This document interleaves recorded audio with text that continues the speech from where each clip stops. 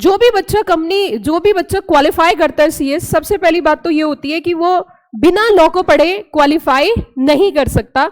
मेरी भी कोशिश रहेगी आपके साथ जुड़ने की और आपको कुछ चीजें सिखाने की। तो हम अगर बात करें अपनी बेसिक क्लास से, तो कंपनी लॉ स्टार्ट करने से पहले हमें कुछ बेसिक कॉन्सेप्ट्स पता होने चाहिए, और वो बेसिक क्लास आज हमारी है और हम पढ़ते हैं। जो भी बच्चे क्लास देख रहे हैं, जब तक क्लास चले बहुत मन से और शिद्दत से क्लास को देखना, क्योंकि अब धीरे धीरे आपकी जिंदगी में एक सब्जेक्ट एंट्री करेगा और फिर पूरी जिंदगी आपको उसी सब्जेक्ट के आसपास घूमना है। क्योंकि अगर हम कंपनी लॉ की बात करें, company law is a heart of company secretary, ठीक है।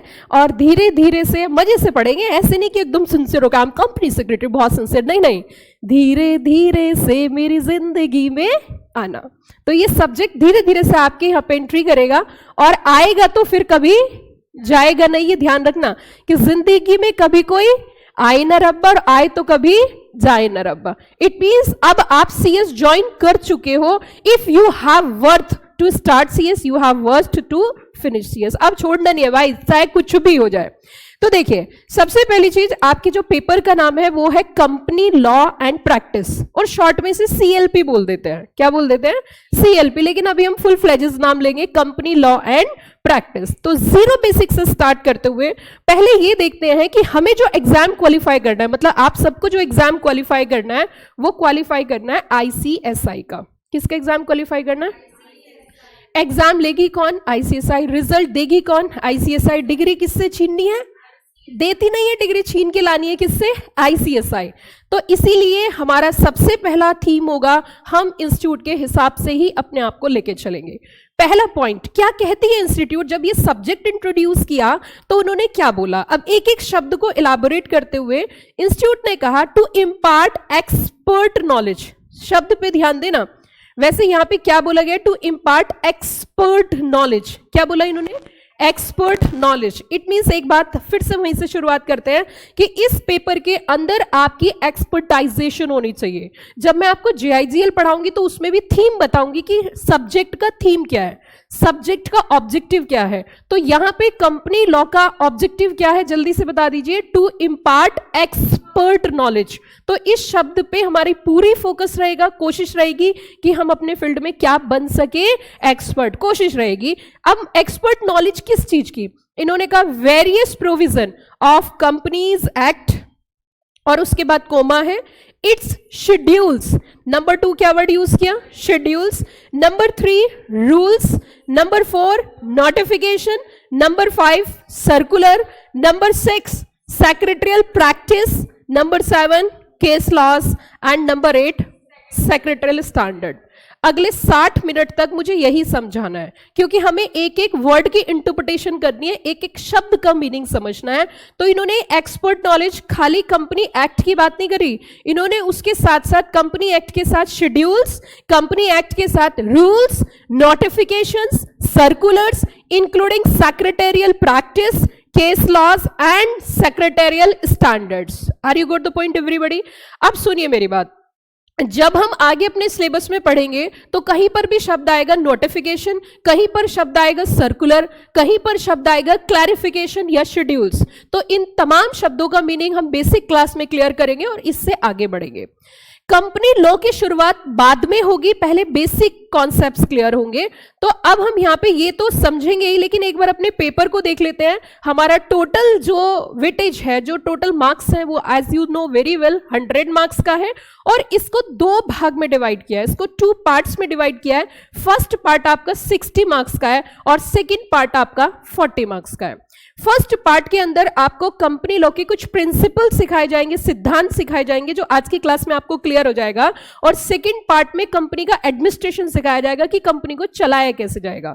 इट मींस फर्स्ट पार्ट में हम कंपनी को बनाना सीखेंगे, कंपनी के लिए पैसे जुटाएंगे, कंपनी के लिए लोन का अरेंजमेंट करेंगे, कंपनी के लिए कैपिटल इकट्ठी करेंगे, लेकिन सेकंड पार्ट में उस पैसे का मैनेजमेंट होगा। Got the point everybody? बात क्लियर होगी? It means company law is divided into 2 parts. The first part general principles of company law, and second part कि कंपनी का एडमिनिस्ट्रेशन कैसे करना है, कंपनी को चलाना कैसे है। क्योंकि कंपनी का बर्थ कैसे होता है? लॉ से। तो कंपनी की डेथ भी कैसे होगी? लॉ से। कोई नेचुरल पर्सन आए, कोई नेचुरल पर्सन जाए, कंपनी की सेहत पे कोई असर नहीं पड़ता। ये तो बात सब बच्चे जानते हैं। अब मुद्दा ये उठता है कि कंपनी एक आर्टिफिशियल पर्सन है, और अगर कंपनी एक आर्टिफिशियल पर्सन है तो आर्टिफिशियल पर्सन को चलाने के लिए हमें किसकी जरूरत पड़ेगी? नेचुरल पर्सन, क्योंकि नेचुरल पर्सन ही कंपनी को क्या दे सकते हैं? डायरेक्शन दे सकते हैं। तो उनको क्या बोला जाता है? डायरेक्टर्स। क्या बोला जाता है? डायरेक्टर्स। अब मेरी बात सुनना यहां पे जरा, तो जब हम कोई सब्जेक्ट पढ़ते हैं तो सब्जेक्ट का कोई ऑब्जेक्टिव होता है। तो ऑब्जेक्टिव अभी हमने देखा, इन्होंने कहा जी एक्सपर्ट नॉलेज होनी चाहिए आपकी, कंपनीज एक्ट में, शेड्यूल्स में, सर्कुलर, नोटिफिकेशन, तमाम चीजें बोली। लेकिन आगे ये समझना है कि ये ऐसा क्यों, हमें क्यों एक्सपर्ट नॉलेज होनी चाहिए, मतलब हमारा काम क्या होगा। तो देखिए जरा समझिए, जो कंपनी होती है उसके पास पैसे आते हैं, फंडिंग आती है, और जो फंडिंग आती है उसके दो तरीके हैं, one is the owners fund और second one is a borrowed fund. Owners fund share holder से आता है और borrowed fund debenture holders, bank, financial institution से इकट्ठा किया जाता है। क्लियर या ऑल क्लियर? अब मैं आपसे कुछ बेसिक बातें पहले पूछूंगी, फिर अपनी डिस्कशन करूंगी। तो जब हम शेयर होल्डर्स की बात करते हैं तो share holders are the owner of company. क्या बोला जाता है उनको? ओनर। और मैंने उनको एक नाम दिया पेशेंस होल्डर, मतलब शेयर होल्डर तो जो है ही, लेकिन हमने उनका नाम क्या रखा? Patience holder. क्यों रखा? क्योंकि उनके पास पेशेंस होते हैं। क्यों होते हैं उनके पास पेशेंस? क्योंकि वो पता है क्या बोलते हैं, ये लो पैसे, कंपनी को पैसा देते हैं और उनसे क्या बोलते हैं, आप इस पैसे से क्या करिए? बिजनेस करिए, और बिजनेस करने के बाद, खर्चे काटने के बाद अगर प्रॉफिट्स बचेंगे तो हमें दे देना इन the form of dividend, otherwise कोई कंपलसरी नहीं है। ये बात आप जानते होंगे। लेकिन मुद्दा ये उठता है कि उन्होंने तो आंख बंद करके, बेचारों ने, इनोसेंट पर्सन ने, इन्वेस्टर ने अपने पैसे किसको थमाए? कंपनी को। और कंपनी कैसा पर्सन है? आर्टिफिशियल पर्सन है। और वो पैसा किसके पास गया इनडायरेक्टली? सोच के बताइए। जो कंपनी को क्या दे रहे हैं? डायरेक्शन। और डायरेक्शन कौन दे रहे हैं? डायरेक्टर्स। डायरेक्टर कभी भी आर्टिफिशियल पर्सन हो ही नहीं सकता। क्यों? क्योंकि कंपनी को चलाने के लिए ब्रेन की जरूरत है, और ब्रेन किसके पास होता है? Natural person. तो इट मींस हम यहां पे कह सकते हैं कि जो पैसा है ये किसके कंट्रोल में चला गया? डायरेक्टर्स के। आप ये बताइए, क्या अब जो डायरेक्टर्स हैं उनके पास जब पैसा आएगा तो क्या पैसे का मिसयूटिलाइजेशन हो सकता है? वो तो भाई ये कहेंगे राम राम जपना और पराया माल अपना, वो तो क्योंकि उनके पास पैसा आया। लेकिन अगर इस तरीके से शेयर होल्डर्स का पैसा डायरेक्टर्स ने मैनिपुलेट किया तो इन दैट सिचुएशन क्या होगा? जो इन्वेस्टर्स है, अगर एक बार किसी कंपनी में पैसा दे दिया और शेयर्स परचेज कर लिए, तो वो तो फ्यूचर में उसे अगर लॉस हो गया तो फ्यूचर्स में वो कभी भी किसी को रिकमेंड नहीं करेगा, और क्या बोलेगा? ची ची ची ची ची ची, आज के बाद में शेयर्स में पैसा इन्वेस्ट नहीं करूंगा। Are you got the point? तो अगर शेयर होल्डर्स का कॉन्फिडेंस ही खत्म हो गया, अगर शेयर होल्डर्स का आपने कॉन्फिडेंस खराब कर दिया, शेयर होल्डर्स के साथ मैनिपुलेशन कर दिया, शेयर होल्डर्स के साथ आपने उनके पैसे से डिच कर दिया, उन्हें धोखा दिया, तो ऐसी स्थिति में Indian share holder never ever trust in company. और ये जो बात मैं आपको बता रही हूं यहां से नहीं बता रही, मैं आपको पूरी हिस्ट्री बताऊंगी कंपनी लॉ की, कि कंपनी लॉ आया कहां से। हम जो कंपनी एक्ट पढ़ रहे हैं ना 2013, उससे पहले 1956 था, और सिर्फ 1956 नहीं था, उससे पहले 1942 में ऑर्डिनेंस पास हुआ था, और 1942 ही नहीं था, उससे पहले भी हमारे दो एक्ट थे। हमारा जो कंपनी एक्ट 1956 है उसके जो पेरेंट्स हैं वो इंग्लिश लॉ से हैं, मैं आगे डिस्कस करूंगी उसकी बात। तो जब ये डिबेट चल रही थी, जब भी कोई एक्ट बनता है तो एक्ट बनने से डिबेट होती है, तो मैं आपको वो डिबेट भी आज सुनवाऊंगी कि जब कंपनी लॉ पिक्चर में आया तो क्या डिबेट रही, और किस तरीके से हमारा 2013 के लूपहोल्स का भी डिस्कशन होता है। क्योंकि देखिए आप स्टूडेंट हैं, आप सीधा पढ़ रहे हो, लेकिन हम सिर्फ इतना ही नहीं पढ़ते, हम ये भी देखते हैं कि जब कंपनी एक्ट का वहां पे डिबेट चल रही थी पार्लियामेंट में, तो कुछ पॉजिटिव और कुछ नेगेटिव भी होते हैं। तो जैसे बीजेपी गवर्नमेंट कुछ नेगेटिव पॉइंट्स भी बता रही थी, तो वो क्या नेगेटिव पॉइंट्स थे वो भी मैंने सुना, तो वो सब आपके साथ मैं बात करूंगी। लेकिन फिर उसी पॉइंट पे क्रक्स पे आ जाते हैं, कहां पे, कि what is the objective of companies act. Company act का मेन ऑब्जेक्टिव है कि अगर शेयर होल्डर की बात करें तो उनको तो डिविडेंड तब मिलेगा जब प्रॉफिट होंगे, और प्रॉफिट तब होगा जब एक्सपेंसेस सही होंगे। अगर एक्सपेंसेस झूठे शो किए जाएंगे तो प्रॉफिट क्या हो जाएगा? कम हो जाएगा, और प्रॉफिट कम होगा तो डिविडेंड भी कम होगा। यस और नो? तो अब बड़ी बड़ी बातों पे बात करते हैं। तो दूसरी तरफ हमने कहा आप पैसा किससे लोगे? कि डिबेंचर होल्डर से, और डिबेंचर होल्डर को साफ बोल दिया, पता है क्या बोला? कि debenture holders having no right to participate into the affairs of company. कि डिबेंचर होल्डर्स के पास कोई अधिकार कंपनी के अफेयर्स में पार्टिसिपेट करने का नहीं है। लेकिन ये बताइए, डिबेंचर होल्डर को भी इस बात की क्या श्योरिटी है, इस बात की क्या श्योरिटी है कि उसको टाइमली इंटरेस्ट मिलेगा, क्योंकि उसने तो पैसा दे दिया और कंपनी ने पैसा ले लिया। तो इस चीज को ध्यान में रखते हुए अभी मैं सिर्फ वही चीज बता रही हूं जो आपने पहले कभी पढ़ी है। तो अब जब उन्होंने अपना पैसा कंपनी को दे दिया, डिबेंचर होल्डर्स को बाहर बैठा दिया, क्या बोला डिबेंचर होल्डर्स को कि आप बाहर बैठिए, आप कंपनी के अफेयर्स में मैनेज में इंटरफेयर नहीं कर सकते। ऐसी स्थिति में उनके राइट को प्रोटेक्ट करने के लिए एक सिंपल सा कॉन्सेप्ट बता रही हूं और हमेशा के लिए आपके माइंड में सेट कर रहे हो। आपने कॉन्सेप्ट सुना होगा मनी का, सुना है कि मनी की रक्षा कौन करता है? अरे बताइए ना, ऑल आर, मैंने पहली कहा था ऑल आर इंडियंस ना, तो आपने कहा था यस। तो ये बताइए कि मनी की रक्षा कौन करता है? नाक करता है। इसी तरीके से डिबेंचर होल्डर्स की मनी किसके पास है? कंपनी के पास। तो डिबेंचर होल्डर्स की मनी की रक्षा करता है डिबेंचर ट्रस्टी। कौन करता है? समझ में आई मेरी बात? इसीलिए डिबेंचर ट्रस्टी का होना बेहद जरूरी है अगर कंपनी डिबेंचर्स इशू कर रही है। क्यों? डिबेंचर ट्रस्टी का रोल क्या है ये बताइए। What is the role of debenture trustee? Protect करना। अब मान के चलिए कंपनी लोन पे लोन लिए जा रही है, स्थिति ऐसी बन के पैसा वापस कर ही नहीं सकते। मैं आपसे एक प्रश्न पूछना चाहती हूं, क्या जो बोरोड फंड होता है उसकी वापसी होती है? क्या उसको वापस करना होता है? Answer is yes. अगर डिबेंचर के रूप में आपने फंड रेज किया तो आपको रिडम्पशन करना है। क्या आपने कभी रिडम्पशन शब्द सुना है या सुना है? सुना है। तो इट मींस डिबेंचर्स का क्या होता है? रिडम्पशन होता है। और बैंक से जो लोन लेते हैं उसका क्या होता है? रीपेमेंट। लेकिन अगर कंपनी के पास उधार ज्यादा हो जाएगा तो उसके पास पैसा नहीं बचेगा। तो पता है डिबेंचर ट्रस्टी क्या बोलता है? डिबेंचर भाई जल्दी आ जाओ कंपनी में। कि क्यों? कि चलो बुलावा आया है और डिबेंचर ट्रस्टी ने बुलाया है। क्यों बुलाया है? क्योंकि यहां पे उनके राइट क्या होने जा रहे हैं? अफेक्ट। तो एक बात सामने निकल के आई है कि अगर किसी के राइट अफेक्ट होंगे ना, चाहे वो डिबेंचर होल्डर है, चाहे वो प्रेफरेंस शेयर होल्डर है, वो फिर कंपनी में अफेयर्स में पार्टिसिपेट करेगा। यहां पे जो हम पढ़ाई करते हैं वो रट्टाफिकेशन हो ही नहीं सकती। ये एक रिसर्च है। आप ये समझिए, ये जो सेक्शंस आप पढ़ोगे ना, अगर आप सोचो इनको रट लोगे तो नेवर एवर पॉसिबल, क्योंकि हर एक शब्द के पीछे लॉजिक है, हर एक सेक्शन के पीछे लॉजिक है। अगर आप लॉजिकली समझोगे तो आपके कॉन्सेप्ट क्लियर हो जाएंगे। और अगर आपकी कमांड एक बार कंपनी लॉ पे हो गई तो फाइनल तक आपको कोई दिक्कत नहीं आएगी, प्रोफेशनली आपको कोई दिक्कत नहीं आएगी। तो हमें यहां पे बेस क्लियर करना है, बेसिक स्ट्रॉन्ग करना है। अब क्रक्स में क्या निकल के आया पॉइंट? इट मींस जब कंपनी को पैसा देते हैं तो कंपनी जो है वो दो तरीके से पैसे इकट्ठे करती है, शेयर होल्डर से और डिबेंचर होल्डर से। अब यहां पे सबसे बड़ी दिक्कत क्या है? हमें प्रोटेक्शन किसकी करनी है? हमें प्रोटेक्शन करनी है ऑनर्स फंड की भी, हमें प्रोटेक्शन करनी है बोरोड फंड की भी। अब इसी वजह से कंपनी को चलाने के लिए कंपनी के ऊपर कंपनीज एक्ट अप्लाई किया जाता है और हर एक व्यक्ति को कंपनी एक्ट की नॉलेज नहीं होती। यहीं पर पिक्चर में आता है company secretary. Company secretary is compliance officer और उसको कंप्लीट नॉलेज होती है कि कंपनी चलानी तो है। कंपनी का सबसे बड़ा एडवांटेज है सेपरेट लीगल एंटिटी, लेकिन दूसरी तरफ पता है क्या बोलते हैं? It is wrapped by law. आपकी कंपनी का बर्थ कैसे होगा? लॉ से। और कंपनी चलेगी किससे? लॉ से। और कंपनी की डेथ भी किससे होगी? लॉ से। इट मींस बिना कानून के आप कंपनी को आगे बढ़ा ही नहीं सकते।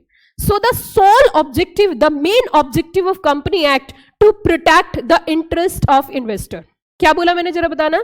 To protect the interest of investor. हर एक सेक्शन की इंटरप्रिटेशन देख लेना, आपको यही लॉजिक निकलेगा। ये मैंने बेबी क्रक्स बता दिया एंटायर कंपनी एक्ट का, कि पूरे कंपनी एक्ट का एकमात्र उद्देश्य जिन लोगों के पैसे कंपनी में लगे हुए हैं उनके साथ छल, उनके साथ कपट नहीं होना चाहिए।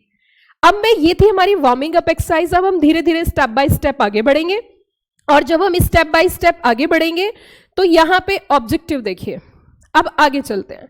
इन्होंने कहा सबसे पहला शब्द क्या यूज किया, आप देखिए आपके सामने स्क्रीन पे है। इन्होंने कहा टू प्रोवाइड कंसेप्चुअल अंडरस्टैंडिंग। अगर आप इस शब्द को देखो तो इन्होंने कहा टू प्रोवाइड कंसेप्चुअल अंडरस्टैंडिंग। देखिए बच्चों, मैं फिर से इस शब्द को दोहराऊंगी, आपको यहां पे कंसेप्चुअली स्ट्रांग होना है, क्योंकि अगर सेक्शंस की और सिलेबस की बात करें तो ना मेरे ना किसी के भी बस की नहीं है रटना। तो आपको कॉन्सेप्चुअली इसमें क्या करना है? स्ट्रांग बनना है। कॉन्सेप्चुअली अंडरस्टैंडिंग प्रिंसिपल्स एंड आगे क्या बोला? Provisions of company law.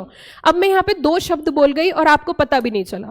अभी मैंने ऊपर कंपनी एक्ट की बात करी और नीचे मैंने कंपनी लॉ की बात करी। है ना। तो इसके बीच में भी डिफरेंस है, वो भी डिस्कशन करेंगे। तो इट मींस यहां पे इन्होंने कंपनी एक्ट नहीं बोला, क्योंकि company act is a narrower term.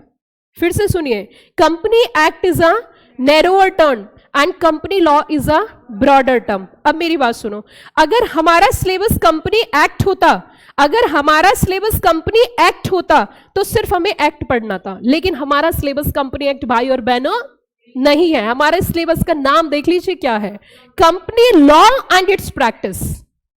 क्या बोला इसने, company law and it's practice.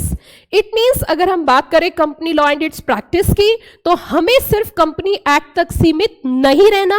Company act के अलावा जितने भी नियम एक कंपनी को चलाने के लिए जरूरी होते हैं, उन सब की नॉलेज होनी है। अब यहां पे एक क्वेश्चन हमारे सामने आता है, what is the difference between a company law and a company act. Are you got the point. अगर हम कंपनी एक्ट की बात करें तो कंपनी एक्ट के अंदर सेक्शंस हैं, शेड्यूल्स हैं, लेकिन समय समय पे आपको आगे नजर आएगा, मैं आपको क्लियर करूंगी नोटिफिकेशंस की, आपको आगे क्लियर करूंगी सर्कुलर्स की, आगे हम बात करेंगे सेक्रेटरी स्टैंडर्ड्स की। इट मींस हमें कंपनी एक्ट तो पढ़ना ही पढ़ना है, लेकिन इसके अलावा सेंट्रल गवर्नमेंट के द्वारा बनाए गए रूल्स, सर्कुलर्स, नोटिफिकेशंस, क्लैरिफिकेशंस और सेक्रेटरी स्टैंडर्ड्स का भी पालन करना है। तो हमारा जो company law is a broader term and company act is a narrower term. अगर सिंपल शब्दों में मैं बताऊं, कंपनी के ऊपर लगने वाले जितने भी नियम हैं वो सब किस में आ जाते हैं, company law. Are you got the point.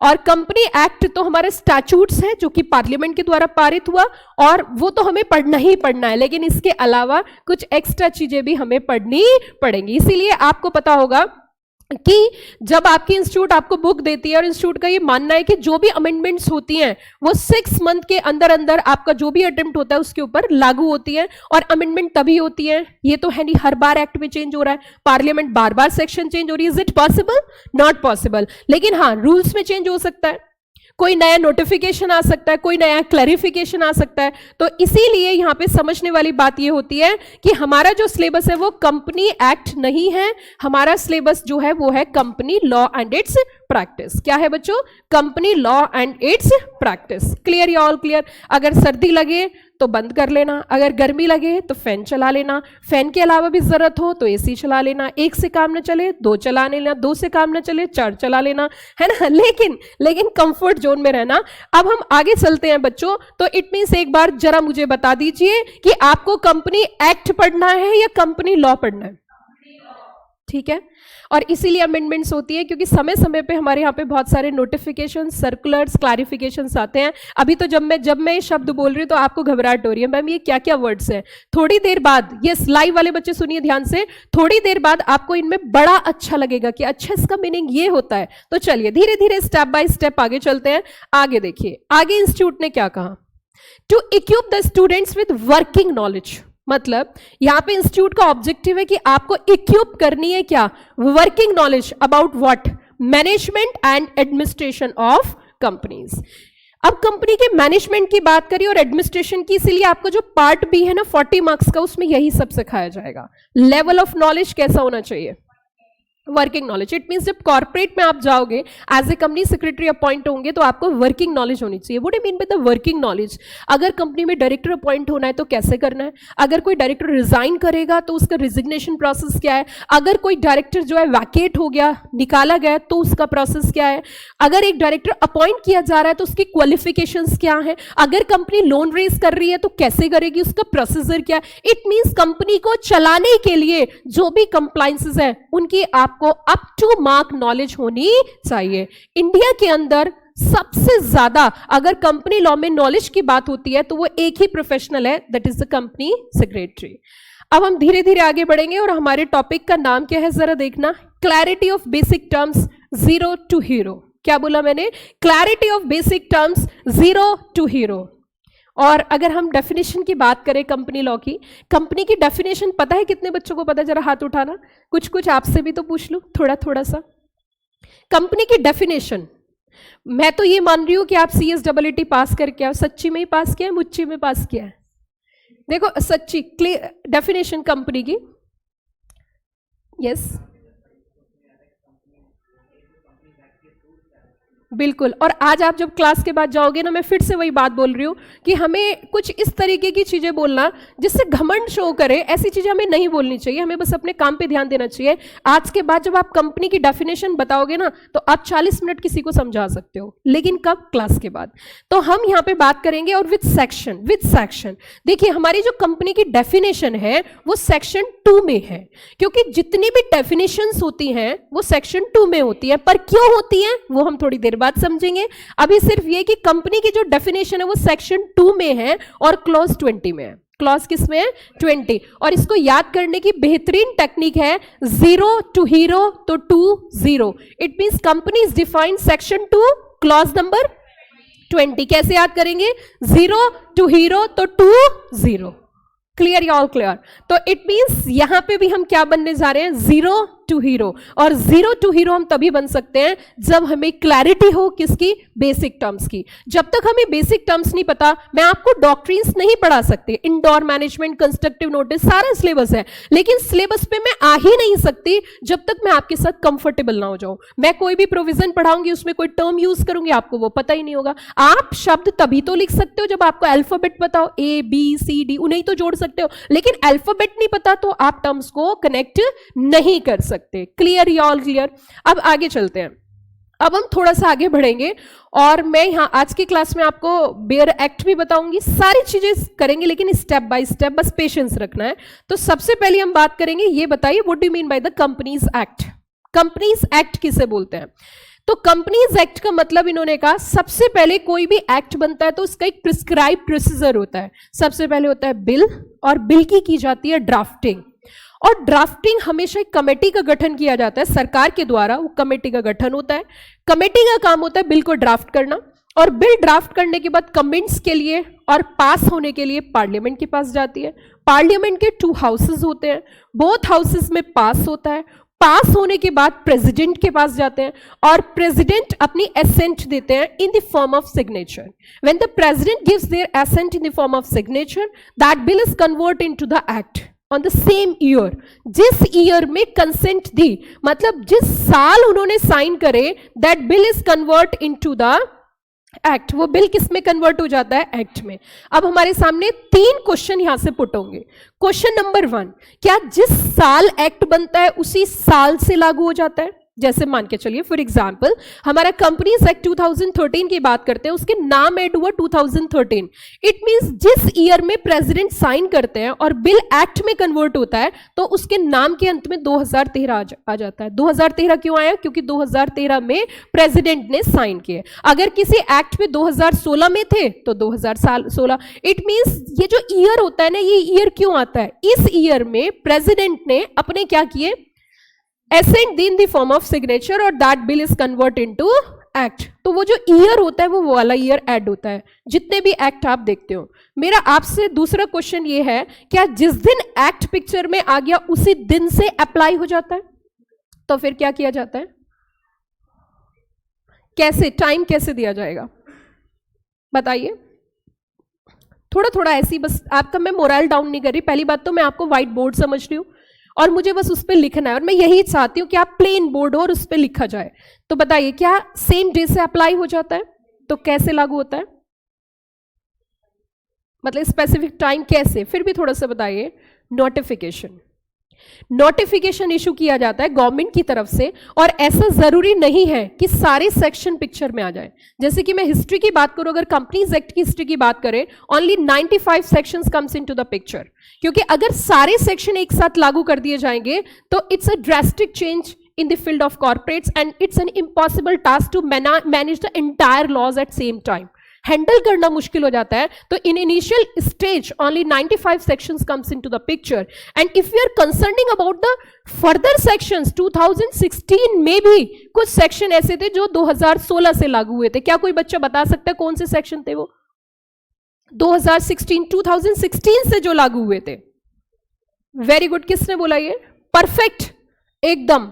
2016 में एनसीएलटी पिक्चर में आई थी, 2016 तक एनसीएलटी पिक्चर में नहीं थी। और उसका लॉजिक भी आपको पता होगा शायद, जो बच्चे मुझसे पहले पढ़े हुए ईटी में, और नहीं पढ़े तो पता चल जाएगा, टेंशन वाली बात नहीं है। तो अब मेरा दूसरा क्वेश्चन ये है कि चलिए ठीक है, हमने कहा प्रेसिडेंट ने क्या दी, एसेंट और एक्ट बन गया, लेकिन मैं आपके सामने कुछ और एक्ट के नाम बताती हूं, वहां पे प्रेसिडेंट का क्या डिस्कशन था। आपसे कोई भी भैया दीदी कोई भी छोटा बड़ा पूछ सकता है कि अभी तो हमारे यहाँ पे देश आजाद होने के बाद प्रेसिडेंट एसेंट देते हैं, या स्टेट लॉज होते तो गवर्नर एसेंट देते हैं। What about before independence? पहले अंग्रेजों के टाइम में कैसे कानून पारित होते थे? अब एक बच्चा बोलता है मैम अंग्रेजों के टाइम में भी कानून थे, तो उनसे हमें क्या मतलब है, वो तो हमें पढ़ने ही नहीं। भाई झूठे हो तुम, तुम्हें अभी इस बात का पता ही नहीं। Indian contract act 1872, sales of goods act 1930, Indian partnership act 1932, transfer of property act 1882, registration act 1908, और ऐसे कितने कानून हैं जो पहले के ही हैं और हमने चुपचाप अडॉप्ट कर लिए, और हम चुपचाप उन्हें पढ़ते हैं और पढ़ाते हैं।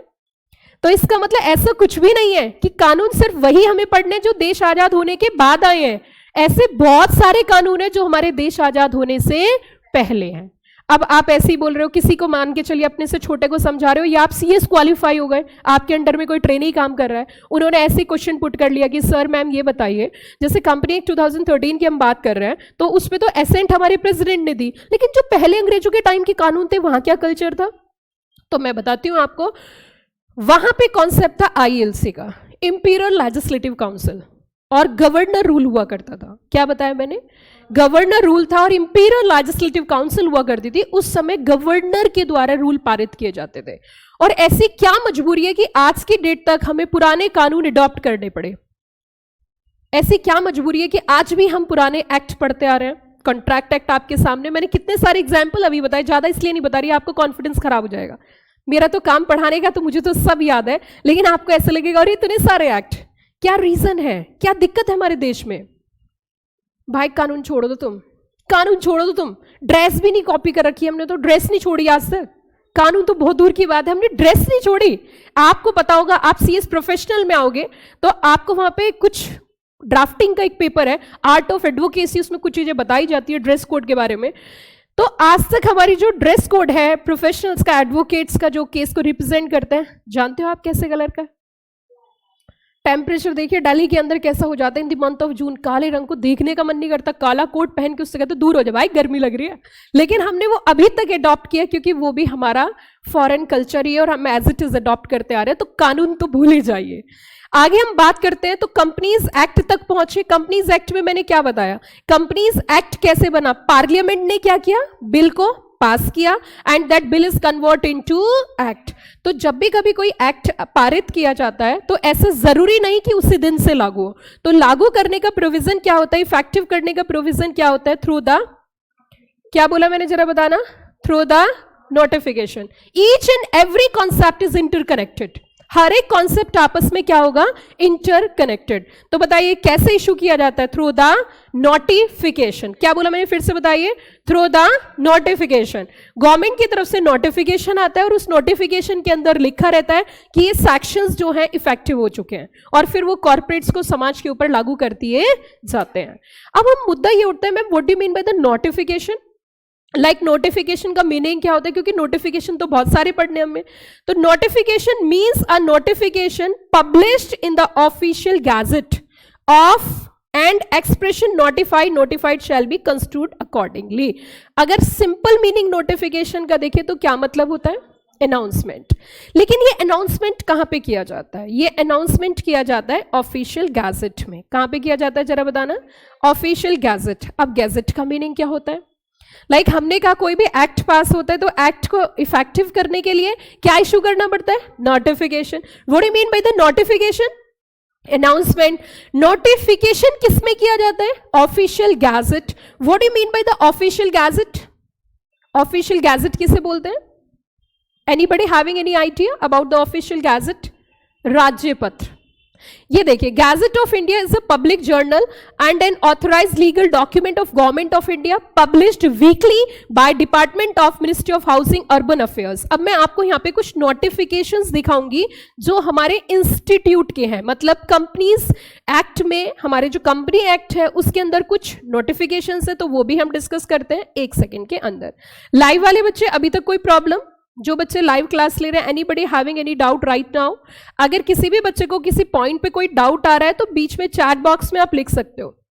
अगर किसी तरीके का कोई डाउट आ रहा है तो चैट बॉक्स में आप लिख सकते हो। और अब हम देखने जा रहे हैं बच्चों नोटिफिकेशन, और नोटिफिकेशन इनसे आपका एक खास रिलेशनशिप है। ये क्या चीज है मैंने आपके सामने खोली, that is the companies act, और ये प्योर लैंग्वेज है, that is the bare act. क्योंकि जब हम अपनी पढ़ने की बात करते हैं तो हमें बेयर एक्ट से हमारा एक खास रिलेशनशिप होगा। बिना बेयर एक्ट पढ़े कोई कंपनी लॉ पढ़ा ही नहीं सकता या कोई कंपनी लॉ पढ़ ही नहीं सकता, इसका एक खास रिलेशनशिप है। एक बात और मैं आपको समझाना चाहती हूँ, आप मेरे स्टूडेंट हो तो मैं आपको जरूर बताऊंगी। इन फ्यूचर मैं तो यही चाहूंगी कि आप बहुत इंटेलिजेंट हो, बहुत एक्सपर्ट नॉलेज हो, लेकिन हमें कभी भी अपनी किसी भी चीज के ऊपर घमंड नहीं होना चाहिए, चाहे वो कोई भी हो, आप कितने भी ब्रिलियंट हो जाओ। हमेशा अपनी नॉलेज हमें मुंह से नहीं बोलनी चाहिए कि आई एम एक्सपर्ट। ये बात कौन बोलेगा? जो पढ़ेंगे वो बोलेंगे। तो ये जो बेयर एक्ट है, बेयर एक्ट का मीनिंग क्या होता है वो भी मैं आपको जस्ट अभी हम क्लियर करेंगे कि what do you mean by the bare act. क्योंकि मैंने आपके सामने बेयर एक्ट खोला तो बेयर एक्ट का मीनिंग भी समझते हैं कि what do you mean by the bare act. So bare act क्या होता है? देखिए बच्चों, ये स्क्रीन पे आपके सामने है। What do you mean by the bare act? Bare act is the exact text of a particular enactments or as statutes passed by legislature. Now what do you mean by the statutes? अब एक शब्द आया यहाँ पे, क्या जरा बताना? स्टैचूट्स बड़ा टफ लग रहा है मैम, ये तो बड़ा टफ सब्जेक्ट है। नहीं, स्टैचूट्स का मतलब होता है रिटन इंटेंशन ऑफ लेजिस्लेचर। मतलब जो हमारी सरकार है उसकी लिखित उद्देश्य क्या है, तो उसे हम क्या बोलते हैं? स्टैचूट्स। इट मीन्स जो हमारा बेयर एक्ट है उसका मतलब क्या है? ओरिजिनल लैंग्वेज जो पास हुई है कहां पर? पार्लियामेंट में, उसे हम क्या बोलते हैं? Bare act. अब हमारा क्या काम होता है एज ए फैकल्टीज? हम वो जो बेयर एक्ट होता है ना उसमें 2 चीजें ऐड करते हैं, एक तो उसका सिंपल मीनिंग और उसका लॉजिक। क्योंकि बेयर एक्ट में ये नहीं लिखा होता ये सेक्शन क्यों आया, या बेयर एक्ट में ये नहीं लिखा होता इस सेक्शन का कनेक्शन किससे है। हमारा काम क्या है कि बच्चों के माइंड में वो कनेक्शन क्रिएट करना और उसका सिंपल मीनिंग क्लियर करना और ये बताना ये सेक्शन क्यों आया था। पहले बताइए बेयर एक्ट समझ में आ गया क्या होता है? क्या होता है bear act? Bare act is the original language of legislature, जो पास हुआ है ना एज इट इज। तो आपके स्क्रीन पे सामने जो है वो बेयर एक्ट है, ये देखिए। अब जब भी कभी बेयर एक्ट की बात करते हैं तो बेयर एक्ट में क्या क्या चीजें आती हैं भाई? बेयर एक्ट में आते हैं companies act 2013, companies rules, effective dates, और साथ में क्या लिखा? Notification and circulars. If we are concerning about the rules, what is the difference between section and rules? मान के चलिए कोई सेक्शन है, एक्ट के अंदर सेक्शन होते हैं, तो रूल्स का मतलब क्या होता है और रूल्स कौन बनाता है, तो वो भी हम डिस्कस करेंगे। इसीलिए तो ये बेसिक क्लास है। जब तक आपको सारे टर्म क्लियर नहीं होंगे चैप्टर नहीं पढ़ सकते भाई। और अगर आपको जब लास्ट क्लास में पढ़ाऊंगी ना तब भी आप बोलोगे मैम फर्स्ट क्लास का ही समझ में आया। तो इट मीन्स यहां पे हमने कहा कि हम पढ़ रहे थे कॉन्सेप्ट क्या? नोटिफिकेशन। नोटिफिकेशन का मतलब क्या था जरा बताइए? हाँ जी, नोटिफिकेशन, अनाउंसमेंट। और अनाउंसमेंट किस में किया जाता है? जब भी कभी कोई सेक्शन इफेक्टिव करते हैं तो उसमें ऑफिशियल गैजेट में देते हैं और उसे बोलते हैं भारत का राजपत्र। क्या बोला मैंने? भारत का राजपत्र। इसका मतलब हम कह सकते हैं कि जो हम टर्म्स अभी यहां पे क्लियर कर रहे थे, क्या क्या टर्म्स क्लियर कर रहे थे वो देखिए जरा। हमने यहां पे कहा था गैजेट की, तो जब भी कभी सरकार को कोई चीज पब्लिक एट लार्ज को इन्फॉर्म करनी होती है तो they are notify in the official gazette. किस में नोटिफाई करते हैं? ऑफिशियल गैजेट में। क्लियर या ऑल क्लियर? अब थोड़ा सा आगे बढ़ते हैं और हम यहाँ पे देखते हैं कि अभी अभी जस्ट हमने बेयर एक्ट में एक चीज नजर आई हमें, रूल्स। तो what is the connection of section, rules and act? इसकी हिस्ट्री जरा समझिए। और इसकी हिस्ट्री समझाने के लिए मुझे अब से थोड़ा पहले जाना पड़ेगा और मैं चलती हूं आपके कंपनीज एक्ट 1956 में। ऑर्डिनेंस में नहीं जा रही, 1956 में चलते हैं। और जब हम कंपनीज एक्ट 1956 में जाते हैं तो आपको पता है उसके अंदर टोटल कितने सेक्शन थे?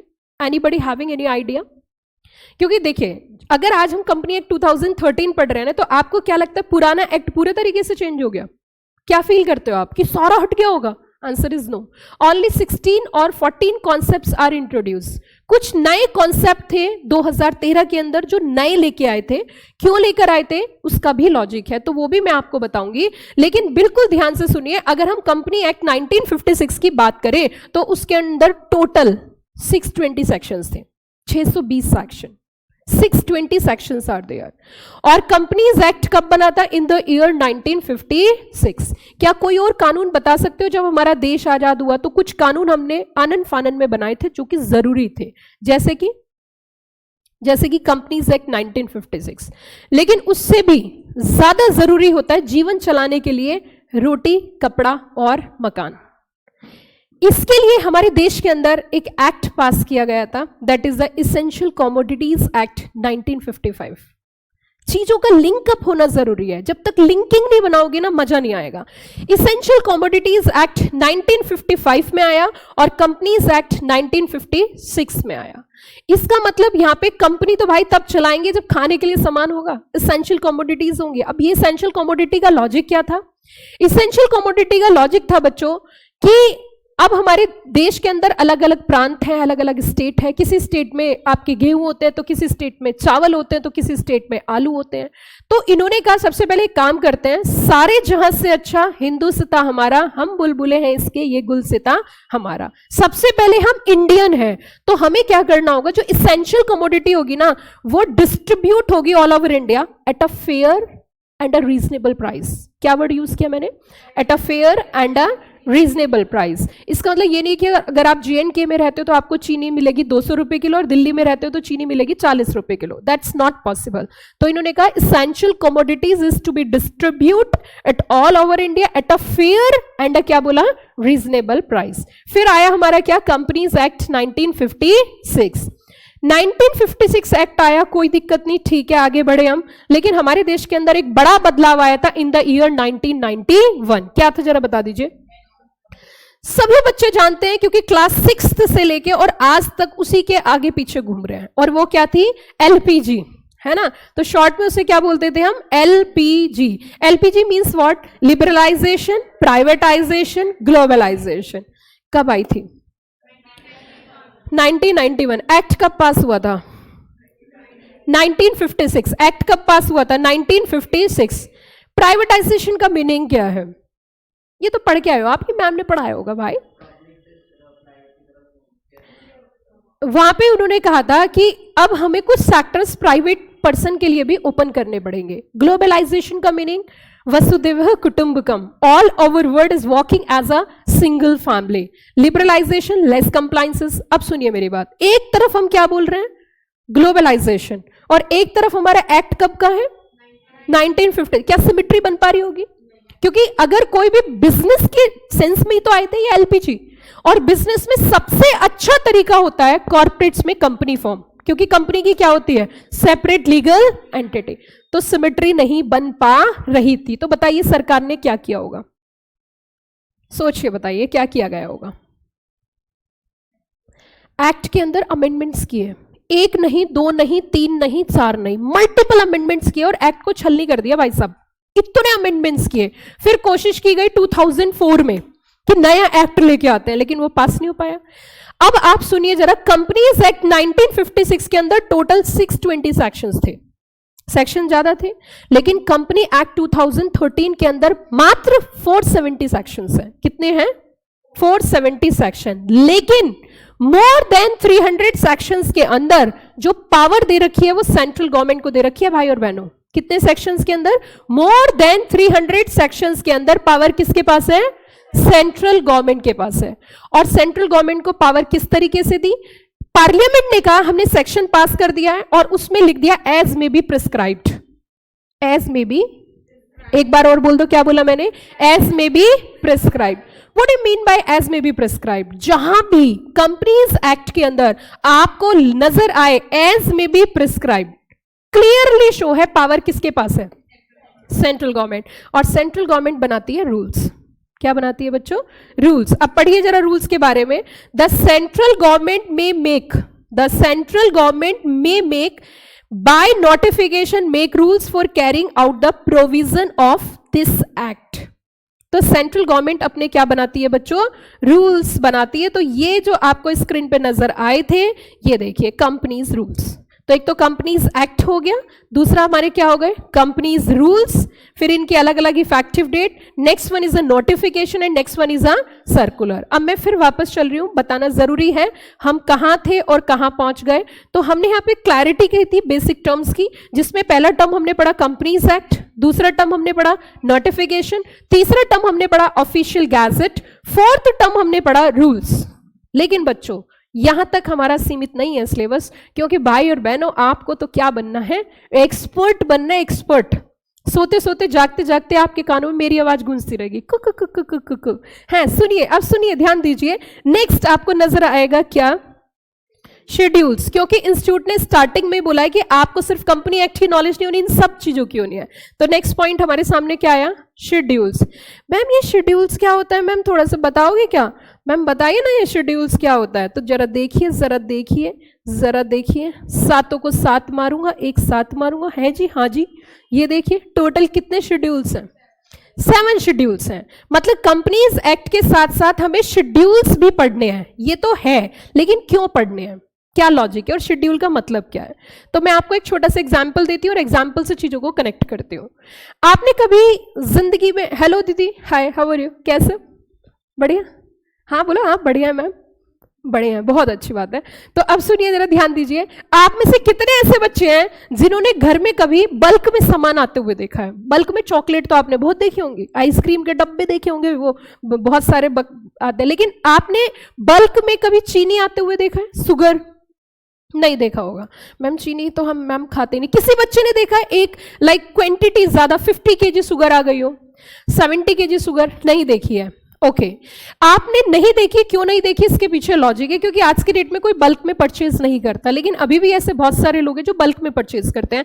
अब बल्क में परचेज क्यों नहीं करते, कोई बता सकता है, please please try to understand, bulk में परचेज क्यों नहीं करते हैं, चीनी खराब होती है मम्मी, भाई आगे आगे तो बच्चे चीनी भूल ही जाएंगे। बिल्कुल सही कह रही है लड़की, मैम जितनी जरूरत है, क्यों जरूरत कम क्यों हो गई, क्योंकि परिवार छोटा है, मैं, मेरे ओजी और मेरे 2 बच्चे, यही तो चलता है। 4 फैमिली मेंबर्स होते हैं, पहले एक फैमिली में 40 मेंबर्स होते थे।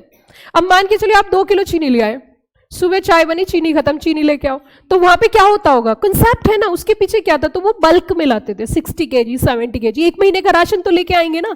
आज के डेट में कितना राशन लेते हैं, लेके आएंगे चीनी, only 5 kg। I am not eating sugar, मेरा हेल्थ कॉन्शियस है सब, और खाते सब दिवाली पे 2-2 किलो मिठाई है, वो हेल्थ कॉन्शियस चीनी से ही रहते हैं बस, है ना। उसी के साथ साथ किसी को शुगर की प्रॉब्लम है तो वो गोलियां डाल के खा रहा है, डिग डिग डिग डिग डिग डिग, है ना। तो ये सब चीजें हैं, लेकिन अब सुनिए मेरी बात, मैं क्या कॉन्सेप्ट समझा रही हूँ जरा समझिए। अब मान के चलिए किसी के घर में 70 kg शुगर आई, तो वो सारी शुगर लाके गैस के बराबर में रख देंगे कि चाय बन रही है, उसमें कटोरी डाल रखी है, 1 कटोरा चीनी, फिर 2 कटोरा चीनी, खाना कहां बनेगा, तो क्या करते होंगे, क्या, स्टोर रूम। तो पहले कल्चर होता था स्टोर रूम का, आगे तो अब तो आगे आगे तो किचन ही हो जाए, बहुत बड़ी बात है, स्टोर रूम तो गायब ही हो गया, है ना, किचन ही नहीं होगा। जोमेटो कहां जाएगा भाई, जोमेटो किस काम आएगा, फोन करेंगे जोमेटो डिलीवरी, खाना खाओ और निकल लो पतली गली से। फ्रिज में बना बनाया खाना आएगा, फ्रिज खोलो, गैस पे डालो, अंदर डालो, भाग लो, बस खत्म, लाइफ खत्म। क्योंकि लाइफ चलनी कहाँ है, अब तो 50 पे दी एंड हो जाएगा, अभी 70 चल रही है, फिर 50, फिर 40, इसीलिए पढ़ लो। अब देखो इधर सुनो मेरी बात, मैंने आपको क्या कहा कि क्या होगा, स्टोर रूम। क्या होगा बच्चों, स्टोर रूम। तो एक्सेसिव क्वांटिटी का सामान हम पुट करते हैं किसके अंदर, स्टोर रूम। जितनी जरूरत होती है उसमें से निकाल लेते हैं, है ना, और उसे यूज कर लेते हैं। बिल्कुल यही है एक स्टोर रूम। कंपनीज एक्ट में इन्होंने कहा कि जो लेंदी मैटर्स हैं, फॉर्मेट्स हैं, ये बहुत बल्कि मैटर्स हैं, are given in a schedules. और मैं आज आपको क्लास में याद करा दूंगी 7 शेड्यूल। तो how many schedules are there, 7 schedules. मेरा अगला क्वेश्चन, और बड़ा अच्छा क्वेश्चन है, कॉन्सेप्ट नहीं बता रही, क्वेश्चन है, ये बताइए क्या घर के अंदर जो स्टोर रूम होता है वो घर का ही हिस्सा होता है, हाँ सच्ची, जो घर का स्टोर रूम होता है तो क्या वो घर का ही हिस्सा होता है, आंसर इज यस। तो इसका मतलब क्या शेड्यूल कंपनी एक्ट का ही पार्ट है, answer is yes. Schedule is a part of company law, company act.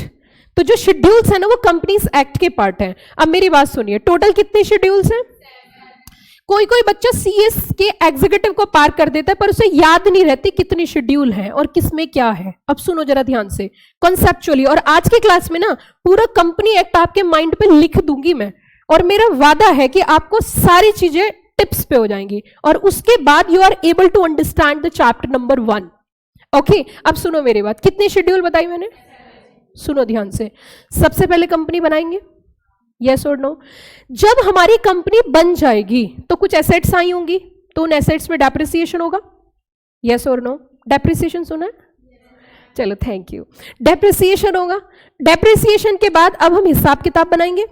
3 चीजें हो गई, क्या क्या, पहले बताओ क्या होगा। सबसे पहले कंपनी इनकॉर्पोरेट की जाएगी, नंबर 2 एसेट्स का डेप्रिसिएशन होगा, तीसरा हिसाब किताब बनाएंगे। अब हमारा हिसाब किताब भी बन चुका है, जब हिसाब होगा तो क्या उसमें घपला हो सकता है, नहीं हो सकता भाई और बहनों। और जब जब घपला होगा मतलब जब जब अधर्म होगा तब तब धर्म की स्थापना करने कौन आता है, सीएस नहीं आएगा, इंडिपेंडेंट डायरेक्टर। कौन आएगा, इंडिपेंडेंट डायरेक्टर। क्या बोला मैंने, इंडिपेंडेंट डायरेक्टर। 4 चीजें सुनो, पहला सबसे पहले कंपनी इनकॉर्पोरेट होगी, number 2 depreciation, number 3 financial statement, number 4 independent director. आगे सुनिए, अब क्या होगा, अब हम कुछ अदर डायरेक्टर्स अपॉइंट करेंगे, whole time director, managing director, ये सब कुछ हो चुका। उसके बाद बच्चों इंफ्रा डेवलप होगा। क्या डेवलप होगा, इंफ्रा, मतलब एक्सपेंशन की तरफ पढ़ेंगे। इंफ्रा भी हो चुका, बहुत पैसे आ गए, बहुत अमीर हो गए, बहुत पैसा है कंपनी के पास। बताइए आपके पास जब ज्यादा पैसा होगा तो आप क्या करोगे भाई, इससे आगे भी कुछ सोच लो यार। भगवान ने तुम्हें इस लायक बनाया, तुम्हारे पास बहुत ज्यादा पैसा है, तो क्या तुम समाज सेवा नहीं करोगे, क्या कुआं तालाब बावड़ी नहीं बनवाओगे, हाँ, क्या समाज के लिए कुछ नहीं सोचोगे। इसीलिए तुम इतना पढ़ लिख रहे हो कि कल को पैसा कमा के बस मैं तो इन्वेस्ट कर करके मुकेश अंबानी बन जाऊंगा, 1 रुपया किसी को नहीं। जबरदस्ती लिया जाएगा, दान जबरदस्ती लिया जाएगा। कंपनी एक्ट में सेक्शन है 135, वो जबरदस्ती दान लेता है आप जैसे लोगों से, क्योंकि आपकी इच्छा नहीं है 1 रुपया भी दान करने की। तो बताइए भाई बहनों, लास्ट में क्या किया जाएगा, दान। खत्म हो गए शेड्यूल, सुनो ध्यान से। 7 शेड्यूल्स हैं, दान सबसे लास्ट में होता है। सबसे पहले कंपनी इनकॉर्पोरेशन है, number 2 is depreciation, number 3, number 4 independent director, number 5 normal directors, number 6 infra, number 7 CSR, number 7। अब ये सीएसआर क्या है, पहले तो हमने प्यार से बोला था, सुनिए जरा ध्यान से। जो मैं कंपनी एक्ट 1956 के टाइम से ही कंपनी सेक्रेटरी हूं, इसका मतलब 1956 से आप पढ़ा रहे हो, आपकी आयु काफी हो गई। ये एक्सरसाइज का कमाल है, 1956 से ही पढ़ा रही हूं मैं। सुनिए ध्यान दीजिए, तो अब जो कंपनी एक्ट 1956 था उसके अंदर सीएसआर जैसा कोई कॉन्सेप्ट नहीं था। सीएसआर मतलब कॉर्पोरेट सोशल रिस्पॉन्सिबिलिटी, कोई कॉन्सेप्ट नहीं था। आपकी इच्छा हो तो आप दान करिए। हमारे देश के अंदर महान हस्ती जैसे लोग भी हुए हैं, जैसे कि रतन टाटा जी, इतना दान उन्होंने किया, उनसे हमें सीख लेनी चाहिए। मैम इतना पैसा हाथ हो जाए फिर देखेंगे, अच्छा कोई बात नहीं। तो इट मींस जरा समझिए, तो 1956 के अंदर सीएसआर जैसा कोई कॉन्सेप्ट था ही नहीं। लेकिन उसके बाद 2013 जब आया तो सरकार कहने लगी भाई काम नहीं चलेगा, क्योंकि कुछ लोग कंजूस टाइप के इन्वेस्टमेंट में ज्यादा विश्वास रखते हैं। तो क्या किया जाए कि कंपलसरी दान लो। क्या लो, क्या बोला मैंने जरा बताना, कंपलसरी दान। अब लोग बड़े ब्रिलियंट निकले, पता है कैसे, वो कहने लगे जी दान ही तो करना है, हमारे कंपनी के एम्प्लॉयज हैं, हम उनके लिए एक नया फंड बनवा देते हैं, हमारी कंपनी में जो एम्प्लॉय काम करते हैं उनके बच्चों के लिए कंट्रीब्यूशन कर देते हैं। लोने का तुम डाल डालो तो हम क्या हैं, सिर्फ वही दान करोगे जहां हम बोलेंगे। इसीलिए उन्होंने शेड्यूल 7 बना दी और उसके अंदर एक्टिविटी डिफाइन कर दी कि अगर इन एक्टिविटी में पैसा लगाओगे तो दान माना जाएगा, अदरवाइज दान नहीं माना जाएगा। क्लियर या ऑल क्लियर। तो जब हम सीएसआर वाला सेक्शन पढ़ेंगे तो किससे लिंक करेंगे, schedule number 7। Got the point. तो जब सेक्शन पढ़े जाते हैं तो कुछ इस तरीके से पढ़ते हैं, section 135 read with schedule 7। Clear या ऑल क्लियर, पक्का या कच्चा कच्चा। अब सुनो, 7 शेड्यूल को एक बार देख लेते हैं। पहले शेड्यूल है schedule 1, that is the memorandum of association and article of association का फॉर्मेट। क्या बोला मैंने? फॉर्मेट। एज ए सीएस जब आप कंपनी इनकॉर्पोरेट करोगे तो आप अपने क्लाइंट से पूछोगे। देखिए मेरी क्लास हर किसी से एडजस्ट नहीं हो सकती क्योंकि इसमें टाइम लगता है और जब तक टाइम नहीं लगेगा तो चीजों में मजा नहीं आएगा। तो इसीलिए लाइव वाले बच्चे पानी पी लो, जाके थोड़ा सा ठंडा पानी पियो और आराम से बैठो। तो इट मीन शेड्यूल 1 के अंदर क्या है? फॉर्मेट है। और फॉर्मेट किसका है? एओए और एमओए। तो हमारा क्लाइंट जब हमसे कंपनी बनवाएगा तो हम उनसे क्या क्वेश्चन पूछेंगे? कौन सी कंपनी बनानी है? Limited by share, limited by guarantee या अनलिमिटेड लायबिलिटी? तो उसका फॉर्मेट कहां ढूंढेंगे? बताओ ना। Schedule number 1। जो चीजें मैं आपको सिखा दूंगी आपको ट्रेनिंग में नहीं सीख पाओगे क्योंकि यहां आप मेरे स्टूडेंट हो, यहां आप मेरे स्टूडेंट हो। हम सारी चीजें आपको बता सकते हैं लेकिन आगे चल के कंपटीशन आ जाता है। अगर आपको उनसे ज्यादा, ट्रेनर से ज्यादा नॉलेज हो गई, किसी पॉइंट का पता चला, इंफीरियर कॉम्प्लेक्स आ जाएगा। Got the point? तो आप सुनिए जरा। तो पहला शेड्यूल किसका हो गया? Format of MOA and AOA. जितनी देर क्लास को होती जाएगी, मतलब जितना टाइम आगे बढ़ता जाएगा उतना मजा आता जाएगा, जितना जितना टाइम आगे चलेगा उतना ज्यादा मजा आएगा। तो पहला शेड्यूल बता दो, format of MOA and AOA. Second में इन्होंने कहा कि भाई डेप्रिसिएशन हमारे हिसाब से निकालोगे, डेप्रिसिएशन हमारे हिसाब से निकालोगे। तो शेड्यूल नंबर 2। अब डेप्रिसिएशन कहां हम बात करेंगे? जब फाइनेंशियल स्टेटमेंट प्रिपेयर करेंगे। तो जब फाइनेंशियल स्टेटमेंट प्रिपेयर करते हैं तो वहां पे हम रेफरेंस किसका लेते हैं? Schedule number 2। Schedule number 2। Next, जब हम अपने एफएस प्रिपेयर करेंगे तो यहां पे जनरल इंस्ट्रक्शंस दे रखे हैं क्या प्रिपेयर करने के? Financial statement. फिर उसके बाद इंडिपेंडेंट डायरेक्टर कौन होगा और उसके बाद इंफ्रा के बाद 7वां पॉइंट क्या है हमारा? CSR। क्या बोला मैंने? CSR। क्लियर या ऑल क्लियर? वापस चलते अपने टॉपिक की ओर। हमने कहा कि यहां पे हमने शेड्यूल के बारे में समझा। What do you mean by the schedule? सबसे पहले ये बताओ, क्या शेड्यूल एक्ट का ही पार्ट है? Answer is yes. तो यहां इन्होंने कहा schedule is a part of act that content extra information. क्या वर्ड यूज किया? That content extra information that has not been written in the body of legislative document. It is attached with the companies act. किसके साथ attach करते हैं? Act के साथ। Appendix attach to any act supplementing legislation with what? Additional information. Clear या all clear? कितने term clear हो गए? क्या कंपनी एक्ट क्लियर हो गया? यस, जल्दी बताइए, क्या कंपनी एक्ट क्लियर हो गया? Notification, rules, official gazette, schedule. Come to the next. क्योंकि देखिए हमें क्यों पढ़ रहे हैं ये, इसलिए पढ़ रहे हैं। ये है वजह, वजह सिर्फ ये है। क्या क्या? देखिए क्या लिखा है? Companies act, it's schedules. It means यहां पे हम क्या कंप्लीट कर चुके? कंपनीज एक्ट का मतलब number 2 schedules, number 3 rules, number 4 अब क्या पढ़ना है? और क्या पढ़ना है? Secretarial standard. तो धीरे धीरे अभी हम धीरे धीरे स्टेप बाय स्टेप चलते हैं और अब हमारा टर्न आ चुका है बच्चों। ये देखिए सर्कुलर का। अब ये सर्कुलर का मतलब क्या होता है? लाइक सर्कुलर क्यों इशू किए जाते हैं? इसका लॉजिक क्या है? ये सर्कुलर की जरूरत कब पड़ती है? कभी कभी क्या होता है कि ना कुछ क्लैरिफिकेशंस देने होते हैं। क्या देने होते हैं? क्लैरिफिकेशन। लेकिन क्लैरिफिकेशन कब आते हैं? अब इसको भूल जाइए, मैं कुछ और बात कर रही हूं और ध्यान से मेरी बात पे ना गौर फरमाना। कभी कभी क्या होता है, जैसे घर में ना, सपोज मैं एक छोटा सा एग्जांपल दे रही हूँ, पता नहीं आपको अभी वो एक्सपोजर मिला है नहीं मिला, मिलेगा जरूर। आपका बड़ा भाई हो सकता है या आपकी बड़ी बहन हो सकती है। तो जैसे बड़े भाई की शादी होगी, आपके घर में चाची हो सकती है अगर जॉइंट फैमिली में। तो नया नया फैमिली मेंबर जब एंट्री लेता है घर के अंदर तो उसे कुछ भी नहीं पता होता है ना, वो बहुत न्यू होता है और उसको ना बड़ी शर्म आती है, वो धीरे धीरे बोलता है। वो बाद में तो तेज बोलना स्टार्ट करता है, पहले तो वो फैमिलियर होता है चीजों से, तो उसको ना कोई चीज का पता नहीं होता। तो कई बार क्या होता है कि उसको ना कुछ चीजें समझ नहीं आती है, जैसे उसने कुछ बोल दिया और सपोज करो फैमिली मेंबर्स को किसी को कुछ समझ नहीं आया, तो उसके हस्बैंड बोलते हैं मैं समझाता हूँ इन्होंने क्या बोला है, मेरे को पता है ना, आप गलत सेंस में ले रहे हो इसे, मैं जानता हूं ना उन्हें, मैं बताता हूं। तो वो फैमिली मेंबर्स को क्या करते हैं? क्लैरिफिकेशंस देते हैं। क्या देते हैं बच्चों?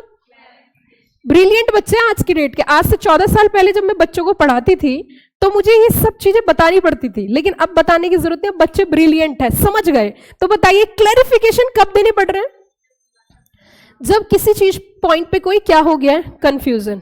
नई नई दुल्हन आई थी, कंपनीज एक्ट 2013, प्रोफेशनल्स जब इंटरप्रिटेशन कर रहे थे तो उन्हें बड़ा कंफ्यूजन हो गया। तो एमसीए ने कहा तुम घबराओ मत, हम तुम्हारे लिए क्या इशू करते हैं? सर्कुलर्स इशू करते हैं। सर्कुलर्स में क्लैरिफाई किया गया था। क्लियर या ऑल क्लियर? कॉन्सेप्ट क्लियर हो गया? सो देखिए, MCA from time to time जब जब कंफ्यूजन होता है तब तब उसको क्लैरिफाई करने के लिए क्या इशू किए जाते हैं? Circulars, provision of the act, your rules. For example, in the first year of operation of the act, MCA issue how many clarifications? ठीक है, अब समझ में आ गया? मैं कंपनी एक्ट जब पढ़ाऊं और कहीं पर भी बोलूं क्लैरिफिकेशन वर्ड है तो आपको क्लियर हो जाएगा. देखिए, ये सब चीजें ईटी लायक नहीं है, ईटी का बच्चा बेहोश हो जाएगा. लेकिन ईटी में भी जो CSEET है ना, उसमें भी मैं बच्चों को बेसिक पढ़ाती हूँ और कम से कम 3-4 क्लास लगाती हूँ उनकी लेवल के हिसाब से, क्योंकि उनका बजट थोड़ा कम होता है ना, तो बजट के हिसाब से क्लास लगाई जाती है. लेकिन एग्जीक्यूटिव में तो भाई साहब आपको क्लास पढ़नी ही पड़ेगी, क्योंकि आपके पास कोई ऑल्टरनेटिव ऑप्शन है ही नहीं. इंस्टीट्यूट ने साफ बोल दिया, एक्सपर्ट.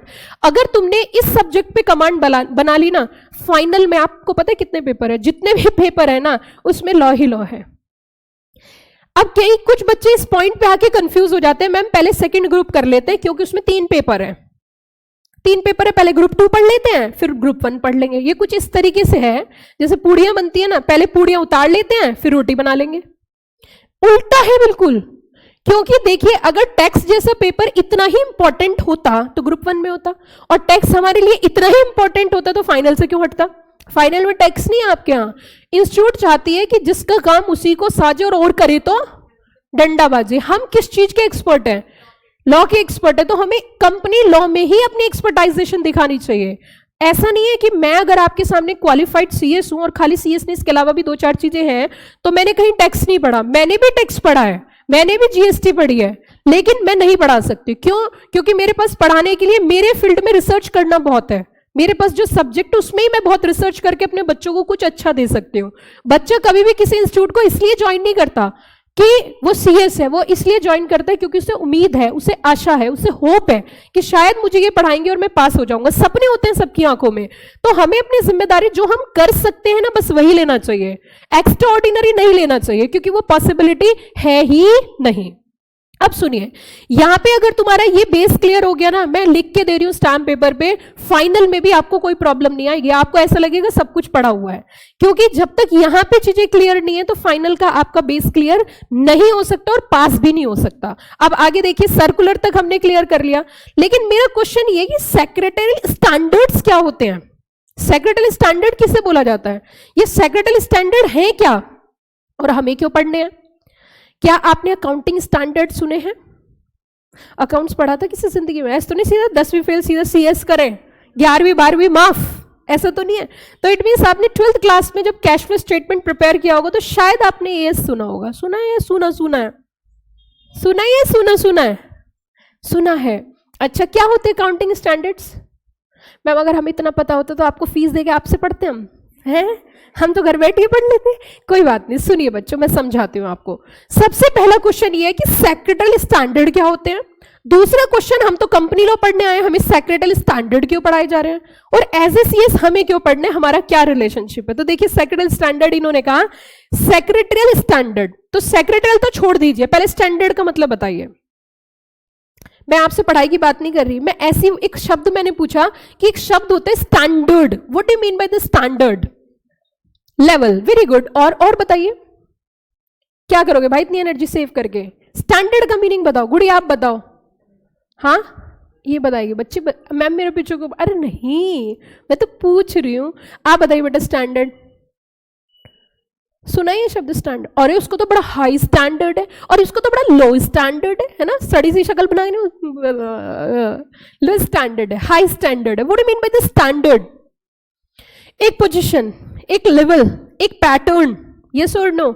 एक इसने बड़ा स्टैंडर्ड सेट कर दिया. अब हमें भी उनका काफी अच्छा स्टैंडर्ड, तो हमारा भी इतना अच्छा स्टैंडर्ड होना चाहिए. हम उनके घर जब पहली बार गए तो 4 नमकीन आई थी, हमें 5 नमकीन देनी पड़ेगी. अच्छा खासा स्टैंडर्ड है. ऐसे सुना है आपने? ऐसे सुना होगा ना, स्टैंडर्ड होता है. तो अब सुनो जरा, अब यहां पे एक शब्द और ऐड कर दो, सेक्रेटरियल साथ में standard. One word is a secretarial और second word is a standard. अब दोनों शब्दों को जोड़ते हैं.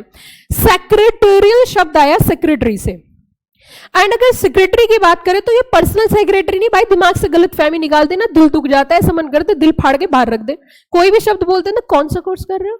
CS, full form computer science, बस पहला झटका वहीं. ऐसा लगता है इन्हें दुनिया में कुछ पता ही नहीं है. फिर आपको नहीं नहीं कंपनी सेक्रेटरी। और जब हम कंपनी सेक्रेटरी की बात करते हैं तो ऐसी स्थिति में हमारे सामने एक पॉइंट आता है कि कंपनी सेक्रेटरी, आनंद लो कोई बात नहीं।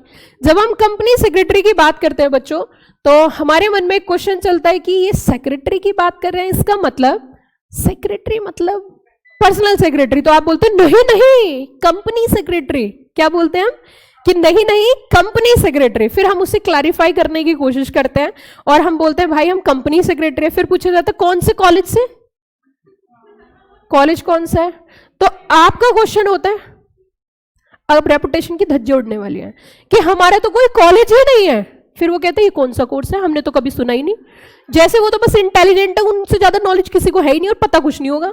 फिर उसके बाद अगला क्वेश्चन, जैसे तैसे आप अपनी इज्जत बचाते हुए, अगला अपने पार्ट को सेव करते हुए, अपनी रेपुटेशन बनाते हुए कि ये कितने साल में हो जाता है कि मुझे भी नहीं पता, अगली धज्जी उड़ जाती है। फिर उसके बाद आपने उनसे बता तो दिया कि मैं सीएस कर रहा हूं, 2-3 साल बाद मिले, कहां पहुंचे कि वहीं थे जहां थे, कि कहां कि वहीं थे, सीएस कर रहा हूं। कि भाई कब तक करोगे, मेरी लड़की 6th क्लास से 10th क्लास में आ गई, तुम अभी सीएस ही कर रहे हो। उसने 10th पास कर लिया, तुम अभी सीएस में ही हो। अच्छा उसके बाद फिर जैसे तैसे अगली बार तुम फिर पहुंचे, फाइनल में पहुंच गए, उन्हें क्या पता 1 नंबर से फेल हो जाते हैं, उन्हें क्या पता 39 मार्क्स आ गए तो सारे पेपर एक साथ देने हैं। लेकिन आप डटे हुए हो, क्योंकि जो सीएस करते हैं वो 1 नंबर का बेशर्म इंसान होता है। वो पहली बार जब फेल होता है ना तब थोड़ी दिक्कत होती है, उसके बाद तो उसे आदत हो जाती है, used to, I am used to, क्योंकि फेल होना भी बहुत बड़ी बात है ना। उसके बाद फिर बच्चे ने एक गाना गाना शुरू करते हैं, अब तो हमने महफिलों में जाना छोड़ दिया, कि अब तो हमने महफिलों में जाना छोड़ दिया, कहीं कोई ये ना पूछ ले तेरी सीएस कब होगी। तो फिर जाना ही छोड़ देते हैं, फिर सीधा सीएस बन के जाते हैं, ब्लू कलर का कोट पहन के और साथ में लोगो लगा के। और फिर जब किसी भी फंक्शन में जाते हैं तो ऐसे खड़े हो जाते हैं, हाँ ये देखिए सीएस का लोगो है। मतलब लड़की ना साड़ी पहन रही है, ऊपर से नेवी ब्लू कलर का कोट पहन रही है और साथ में फाइल लेके खड़ी है, मतलब अपनी सीएस वाली फाइल भी लेके। ये आंटी नमस्ते, नमस्ते आंटी नमस्ते। अब देखो है ना। और कई बच्चे तो उस दिन का इंतजार करते हैं जब वार्डरोब पहनते हैं ना, तो वो वार्डरोब वाली खुशी तो खैर अलग ही होती है, वो तो आंसू छलका देती है आपकी आंखों में। लेकिन बड़ी ही अच्छी जर्नी है, क्योंकि मैं ये मानती हूँ कि फेल होना भी इतना आसान काम नहीं है। यहाँ पे बड़ी दिक्कत होती है भाई साहब, फेल होना भी एक दिल वालों का काम है। मैं ये नहीं कह रही कि आप फेल हो, मैं तो भगवान से ही प्रार्थना करती हूँ जो मुझसे पढ़े बस एक बार ही में पास हो जाए और मेरा इंडिया में इतना नाम हो जाए कि बस मैम के पास चल जाओ पास। मैं तो यही चाहती हूँ। लेकिन पास तो आपको पढ़ने से ही होगा, आपकी पढ़ाई करने से होगा। मेरा काम है आपने मुझे जितने पैसे दिए उससे ज्यादा मैं आपको नॉलेज दूं, that is my sole objective. तो हम यहाँ पे जो बात कर रहे थे बच्चों, ये लाइव वाले बच्चों, हाँ जी चीजें क्लियर है? जो बच्चे लाइव में पढ़ रहे हैं चीजें क्लियर है, कॉन्सेप्ट क्लियर?